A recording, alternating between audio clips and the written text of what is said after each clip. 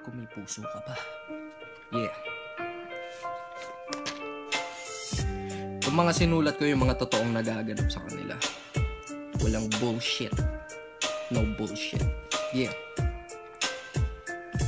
Panibagong araw na naman papasok sa trabaho. Kahit nakakapagod na binabalewala mo, kailangang may mapadala kasi kahit papano. Pag wala kasi tingin sa'yo madamot at sama mo. Kala kasi nila kapag nasa abroad ng tao, sarap ng buhay natin dito at mayaman tayo. Hindi nila alam buhay mo dito ginagago. Ika'y inaapi at minsan pa'y minamaltrato. Ikaw ay uuwi muli sa maliit mong kwarto. Kakain mag-isa, nalulungkot, walang kasalo. Kahit gutom ka kaunti pagkain mo sa plato. Pagtitipid, pag-iipon kasi ang tanging plano. Upag sa pagbalik mo sa Pinas, ikay panalo. Makasama mo muli sila, hindi lang sa litrato. Pero di pa ngayon, tiis ka muna yan ng payo. Ikaw ay nag-abroad, kaya mo nga ginagawa to.